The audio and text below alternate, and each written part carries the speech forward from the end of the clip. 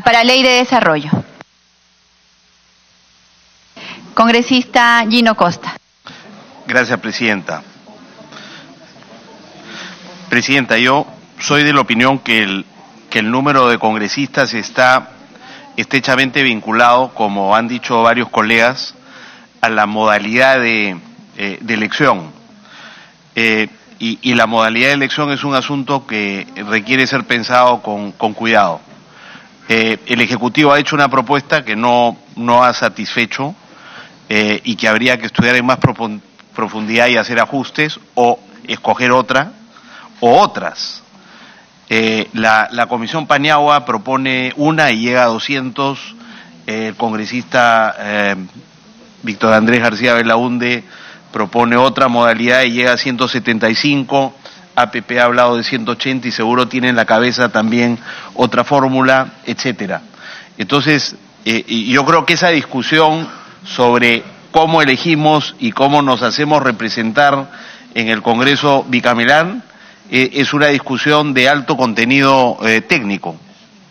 Y como han dicho acá los especialistas que han venido invitados a la comisión, Presidenta, todos uniformemente, empezando por el señor Tuesta, el doctor Enrique Bernales, Percy Medina y otros, este es un asunto que mejor sería derivarlo a una ley de desarrollo constitucional. Ambas cosas, la modalidad, y en la medida en que la modalidad va de la mano con el número de congresistas, entonces derivar ambas decisiones a la ley de desarrollo constitucional. Eso sería lo mejor y nos permitiría el tiempo y el fundamento técnico necesario.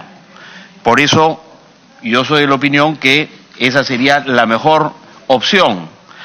En segundo lugar, Presidente, el número también tiene mucho que ver con la paridad y alternancia de género, que yo favorezco, tiene mucho que ver con la representación de los pueblos indígenas, que yo favorezco, tiene que ver también con la representación de los peruanos en el exterior, que no estamos considerando cuando hacemos números para ver cuántos senadores necesitamos, tiene que ver con nuestra representación en el Parlamento andino y probablemente algunas otras cosas que no hemos considerado. De manera que, nuevamente, el tiempo y la reflexión debida creo que ayudarían a tomar la mejor solución.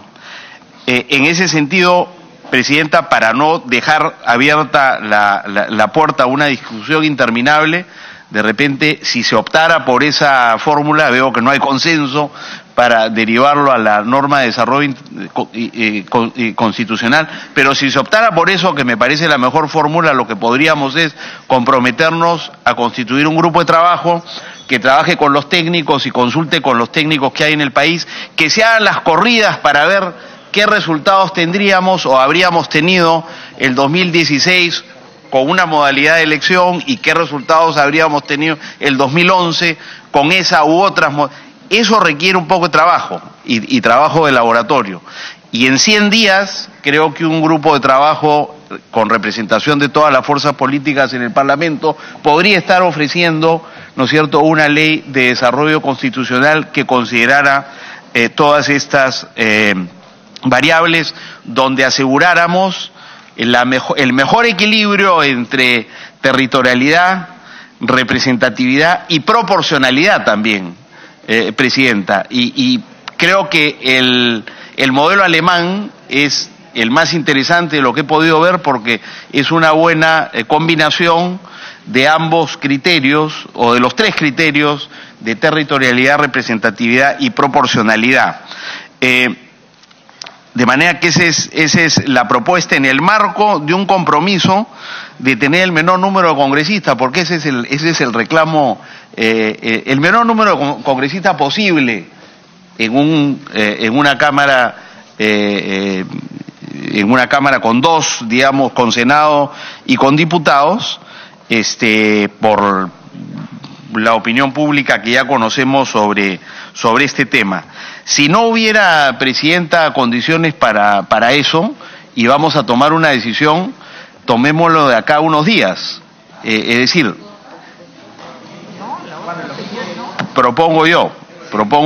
Yo estoy proponiendo que tomemos en 100 días una decisión para una norma de desarrollo constitucional en base a los criterios que he mencionado. Si no es así, tomémonos 2 o 3 días, presidente, el fin de semana, armar un grupo multipartidario que vea todas estas variables, es decir, los números en función por lo menos de criterios como los señalados: paridad de género, representación de pueblos indígenas, representación de peruanos en el exterior y Parlamento andino. Todo eso requiere pues una reflexión que no estamos haciendo en este momento y que quizá de acá lunes o martes se pueda hacer, presidenta. Y por supuesto yo no me opondría tampoco a que podamos establecer algún tipo de limitación o de candado presupuestal en esta norma que vamos, en el acuerdo al que vamos a llegar, siempre y cuando sea razonable, porque si vamos a pasar de un Congreso de 130 a un Congreso de 180, algún margen para incremento de gastos tenemos que tener, pero sí creo que podríamos tener algún candado que establezca, ¿no es cierto?, un límite para no excedernos del mismo. Gracias, presidente. Gracias, congresista Gino Costa. Congresista Costa, porque esto se está registrando, usted propone que ambos criterios vayan a ley de desarrollo o que se trabaje en este fin de semana en un grupo de trabajo una propuesta numérica. Mi propuesta es que esto vaya a ley de desarrollo. Vaya a ley de desarrollo, sí, ya. Y entonces, si llegamos a ese acuerdo, que en 100 días se constituye un grupo de trabajo, que en 100 días remita una propuesta de desarrollo constitucional a este Congreso. Si no se aprueba, porque veo que no hay consenso, si no se aprobara, que nos demos 2 o 3 días para terminar de ver los números en función de los criterios que he señalado. Gracias, presidente. 100 días es... a ver, congresistas...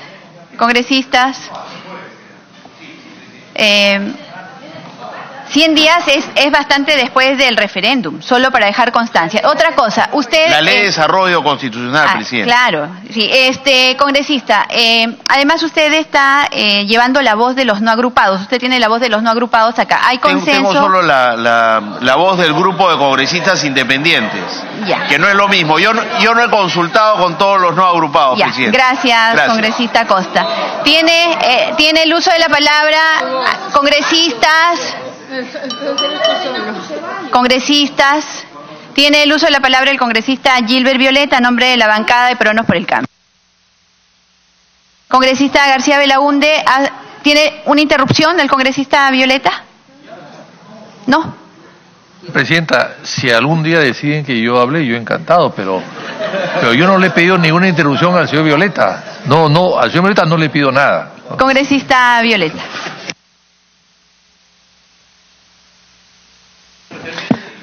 Gracias, presidenta. Presidenta, el artículo 43 de la Constitución dice que el Estado es uno e indivisible. Su gobierno es unitario, representativo y descentralizado. Primero. Lo cual significa que no lo tengamos que repetir todo el tiempo en todos los artículos de la Constitución. Ese artículo, el 43, es transversal a toda la Carta Magna y inspira una vocación unitaria de la nación peruana. ¿Por qué digo esto, presidenta? Porque efectivamente este artículo 90 tiene que recoger eso. El artículo 90 tiene que recoger los principios del Estado constitucional de derecho y de la representación unitaria de la nación peruana. La nación es una suma de nacionalidades en las diversas partes del Perú. Pero es verdad que la representación tiene que recoger la diversidad, como que tiene que recoger también la representatividad territorial. Por lo tanto, sí, efectivamente, en el diseño que finalmente se apruebe, se tiene que garantizar que en el caso particular de los senadores, de la Cámara de Senadores, se garantice que al menos cada región tenga un representante. Por eso entendíamos que habíamos llegado a una suerte de entendimiento de una fórmula mixta en la cual se podía garantizar el principio de territorialidad y de representatividad en una suerte de elección de un porcentaje de los senadores definidos para cada una de las regiones, y por otro lado compatibilizábamos con otro porcentaje de este mismo grupo de los senadores con una vocación unitaria. Al final, la función de todos quienes representen la Cámara de Senadores tienen que, ya sean elegidos de una manera o de la otra, expresar una vocación unitaria en el Estado y en la nación peruana. Para dejarlo claro como una posición de principio que esperamos sea recogido. En primer lugar. En segundo lugar, Presidenta, esa mañana, ante su convocatoria, quienes llegamos a tiempo acudimos a una reunión de coordinación de voceros. En esa reunión nos pusimos de acuerdo sobre lo siguiente. Nosotros expresamos como bancada de gobierno que obviamente defendemos la posición del Ejecutivo en el sentido de que sean 100 diputados y 30 senadores. Pero en la medida que entendemos que nosotros no vamos a determinar la votación y de que el espíritu democrático del Parlamento es precisamente consensuar, escuchando a los diversos voceros y a las propuestas de que frente a lo que habían dicho varios expertos, el número tenía que ser mayor para poder recoger esta representatividad regional, nosotros aceptamos que se podía incrementar el número y sobre lo cual no íbamos a hacer una cuestión de Estado, tanto para diputados como para senadores, pero estableciendo a su vez un candado.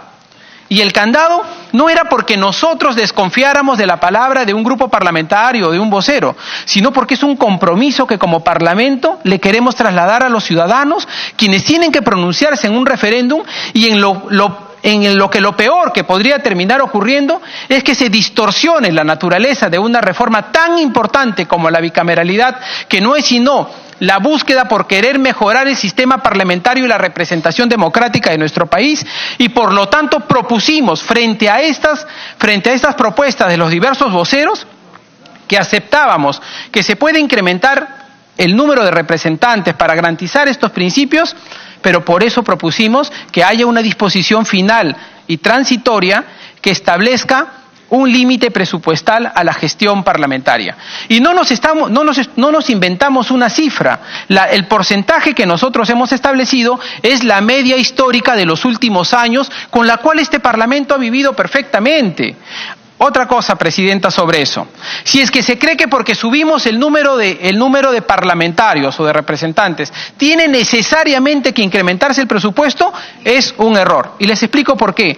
Lo que cuesta 130 parlamentarios en el sistema unicameral con sus despachos respectivos, con nuestros despachos respectivos, solo constituye el 15% del presupuesto del Parlamento.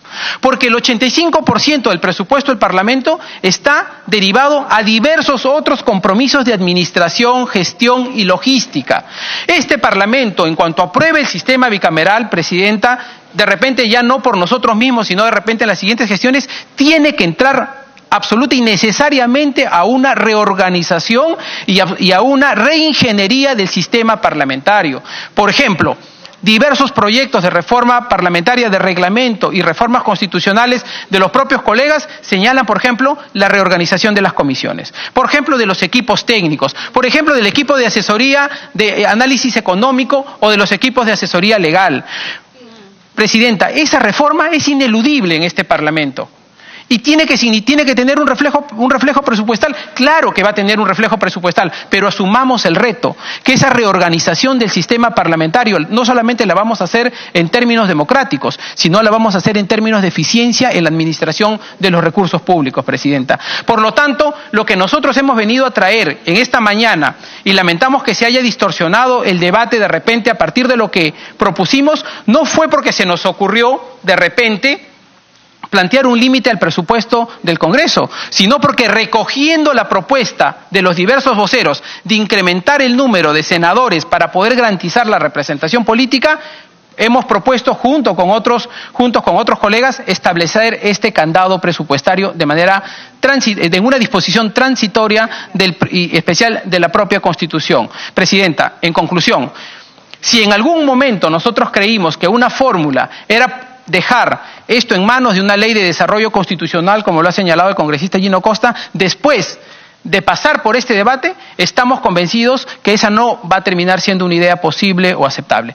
Tenemos que poner el número exacto de diputados y de senadores en la Constitución para que no se malentienda el sentido de la reforma y para que la ciudadanía finalmente diga si quiere o no quiere, porque de repente terminamos aceptando que no sean 100 y 30, sino que sean, como se ha propuesto, 130 y 40, 45 o 50. Nosotros decidiremos eso, pero que finalmente sea la ciudadanía quien diga si quiere o no quiere bicameralidad en los términos que el Parlamento lo ha planteado. Nuestra propuesta en ese sentido, Presidenta, es que sea un número definido y que ese número definido vaya con un candado presupuestal establecido en la propia Constitución. Gracias, Presidenta. ¿Y cuál sería ese número definido, congresista Violeta? Para nosotros, como peruanos por el cambio, mantenemos la propuesta del Ejecutivo que es 100 y 30. Si es que se incrementa ese número...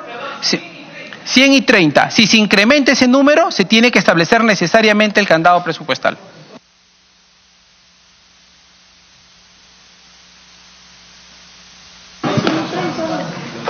Pues, la bancada de... Ya. He pedido una interrupción, si usted lo acepta, Presidente. Sí, congresista Violeta, antes de darle la interrupción al congresista Reategui, 100 y 30, ya. Dice sin candado presupuestal. ¿Y con candado presupuestal? ¿Cuál? Presidenta. O sea, usted amarra... En el supuesto, sí, okay. En el supuesto que se incremente, nosotros nos allanaríamos a la propuesta de los diversos parlamentarios que esta mañana, los voceros, hicieron una propuesta conjunta y que ahora lamentablemente parece que se ha desvirtuado. La propuesta de esta mañana en la reunión de portavoces fue que si se incrementaba, se podía incrementar a 130 y 45. En la lógica de que históricamente el Senado ha sido en promedio 1/3 de la representación de diputados.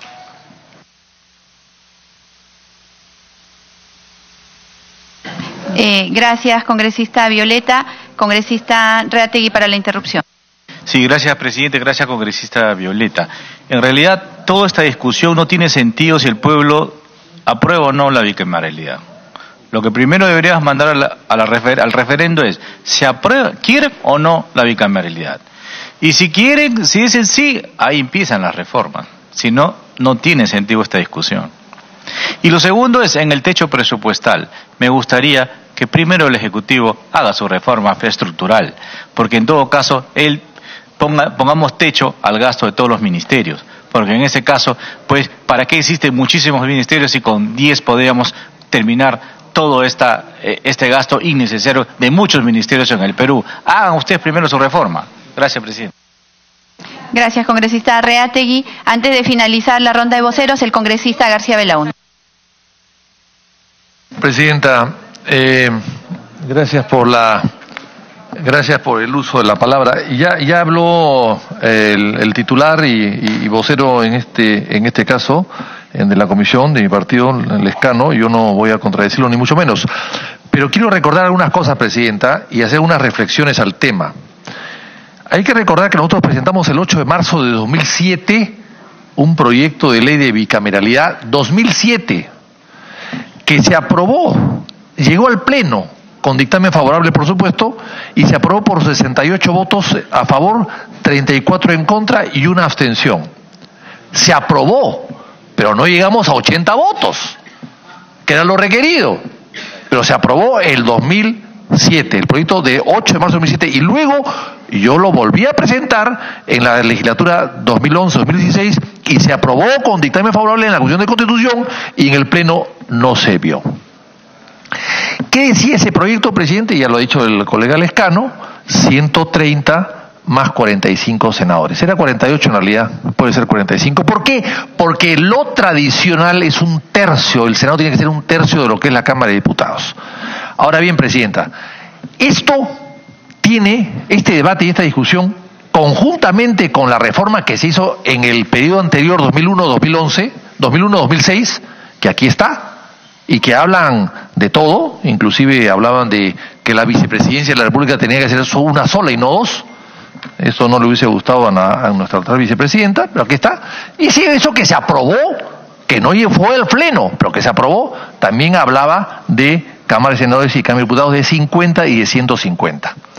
Entonces yo entiendo, Presidenta, que el fujimorismo, que es el autor intelectual de la unicameralidad, porque acá habido unicameralidad 3 veces en los casi 200 años de historia republicana. 3 veces.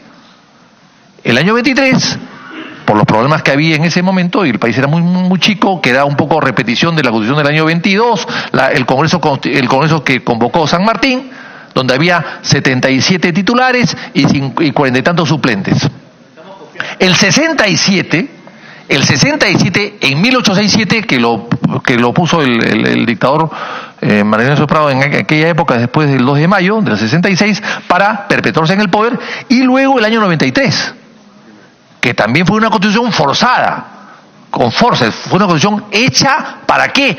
Para que Fujimori se reelija, nada más, porque no era necesaria una nueva constitución. Se creó esa necesidad política de hacer una constitución porque Fujimori quería quedarse, eso es evidente. ¿Una interrupción, colega? Claro que sí, claro que sí. Congresista Salgado, muy breve, por favor. Sí, Presidenta, eso no es cierto, porque fue una constitución que puso nuevas instituciones, casualmente, como la Defensoría del Pueblo, el propio tribunal al cual se le dio mayores atribuciones, una serie de libertades, y sobre todo se puso como prioridad a la persona humana.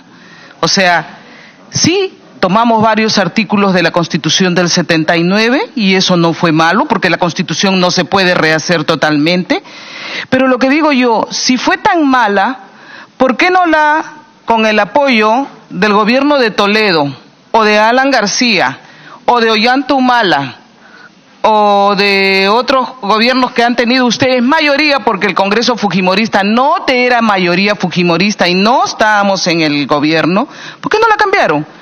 Porque funcionaba, pues, porque dio crecimiento, y aquí casualmente he traído, porque ayer hemos tenido representantes de la OECD y han dicho sostenidamente el marco constitucional de 1993 permitió crecer al país, y esto lo saben los economistas, y algunos han tenido la valentía de reconocerlo y otros no. Por eso que no la derogaron, por eso que, siendo una constitución moderna, ha servido para que nuestro país vaya en crecimiento sostenido.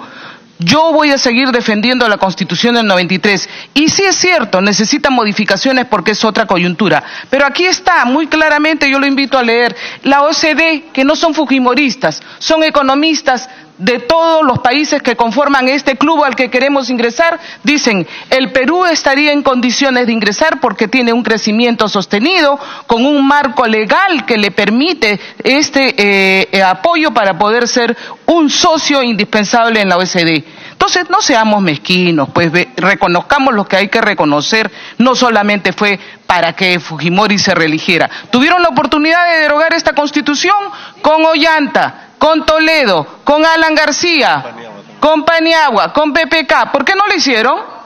Ahí no dominaba el fujimorismo, que hoy día tiene esta mayoría y que les duele tanto que sea esta mayoría en el Congreso, y por eso tratan de anularla, señora Presidenta, porque la razón de todo esto es que no soportan que este Congreso haya tenido una mayoría fujimorista, que nos las dio el pueblo, no cada uno, y en unas reñidas elecciones democráticas, señora Presidenta. Por eso que yo seguiré diciendo, se está poniendo en peligro un marco jurídico que puede traer consecuencias nefastas para la economía del país, porque algunos ya se están frotando las manos, que luego viene la Asamblea Constituyente y el marco económico se tira abajo. Esa es la gran responsabilidad que tenemos en este momento. Gracias. Bueno, bien. Me parece muy bien la defensa que hace Luz Salgado de su Constitución, me parece muy bien. No comparto con ella, por supuesto, lo que ha dicho. Pero lo que sí quiero precisar es lo siguiente.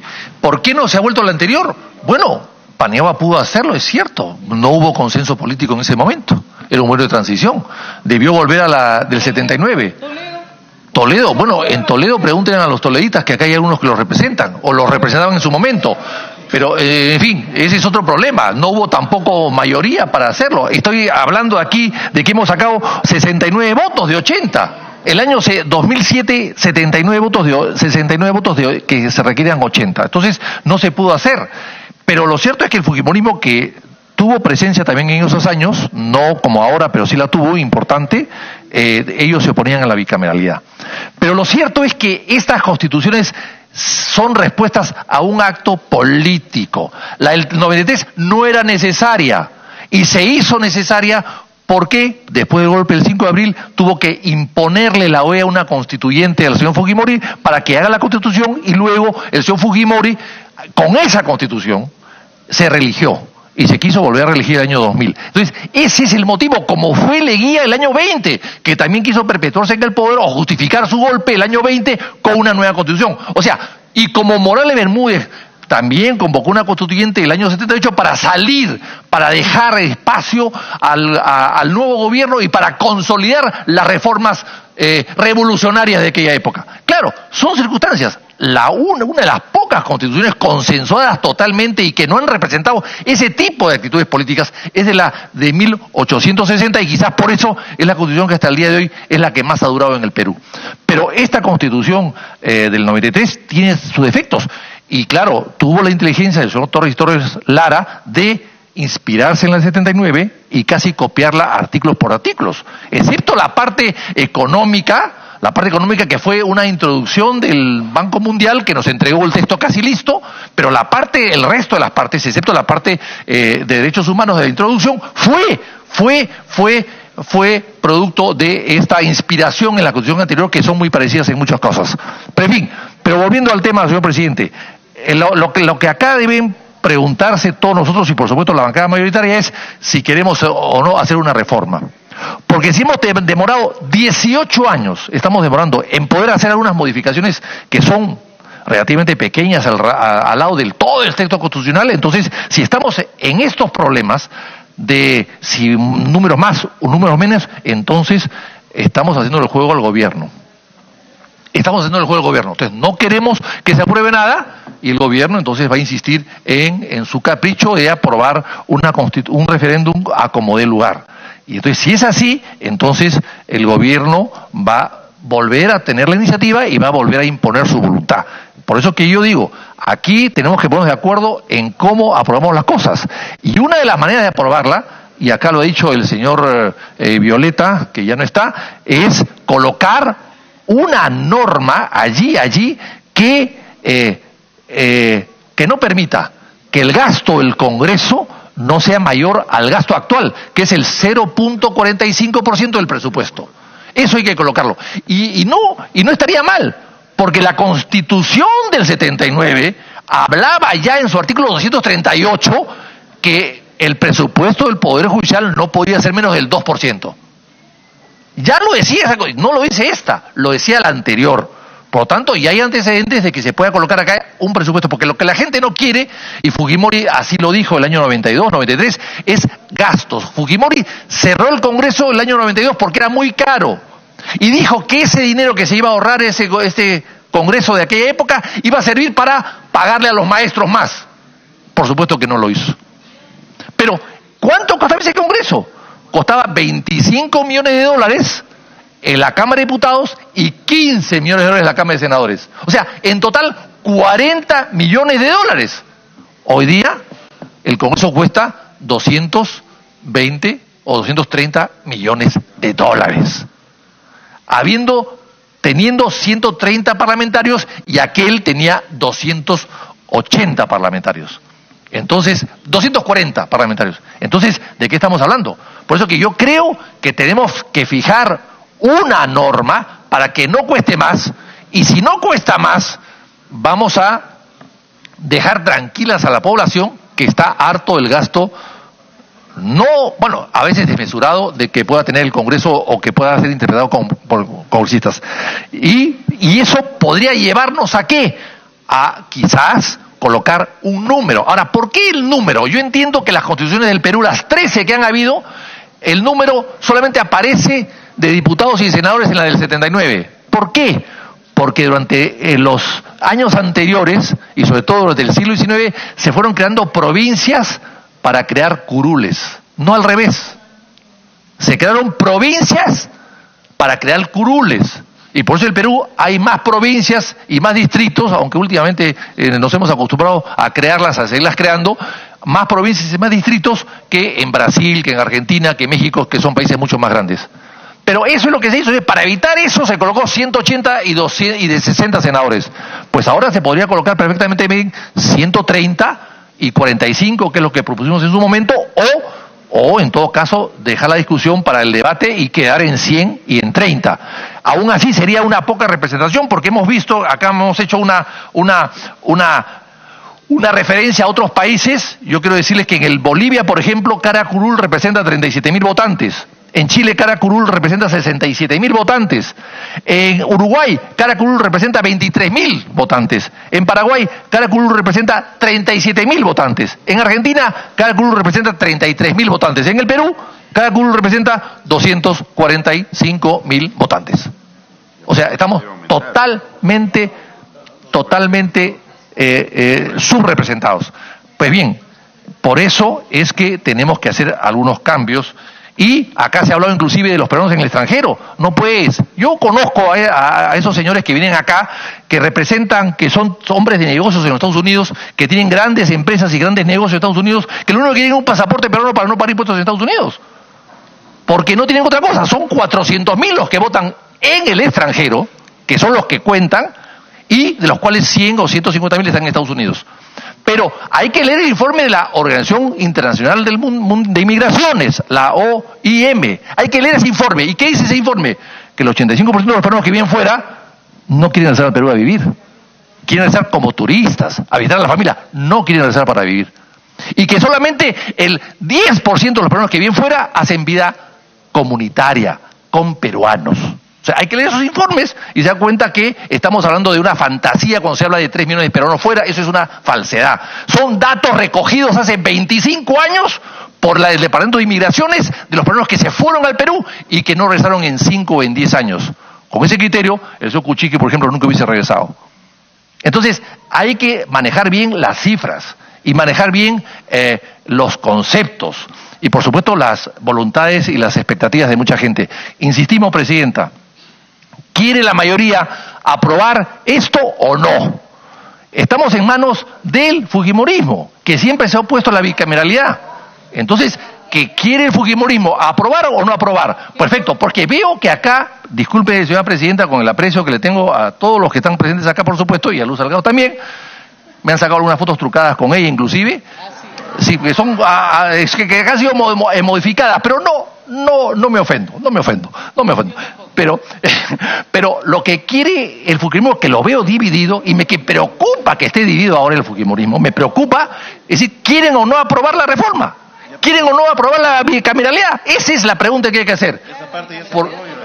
Bueno, perfecto, si se aprobó la bicameralidad, entonces ¿por qué no se ponen de acuerdo hoy para aprobar? Congresista García Belaunde, en realidad hemos hecho una excepción con usted porque la voz de su bancada la dio el congresista Johnny Lescano. Si creen que debo retirarme, me retiro, Presidenta. No, congresista. No, si creen, yo me retiro.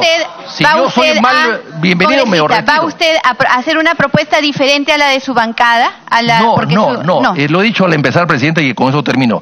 Yo respaldo totalmente al señor Lescano, que está acá y que representa a mi bancada, y él es el titular además de la comisión y lo ha sido siempre, y yo respeto esa decisión. Lo que él diga, la votación de él será la votación de toda la bancada, pero yo estoy preguntando a la mayoría parlamentaria si quieren o no hacer esta reforma, si quieren aceptarla o no, si están dispuestos a esta voluntad política de aceptar aprobar una ley o aprobar una bicameralidad bajo las condiciones más o menos factibles que podamos tener, entre ellos el número, que es lo fundamental, y el gasto, el costo que pueda costar. Eso nada más es lo que yo pregunto, Presidenta. Gracias, congresista García Belaunde. Congresista Úrsula Letona. Gracias, Presidenta. Presidenta, sorprendida, porque tratando de entender... Congresista Letona, la congresista Beteta está pidiéndole una interrupción. Sí, no tengo ningún problema.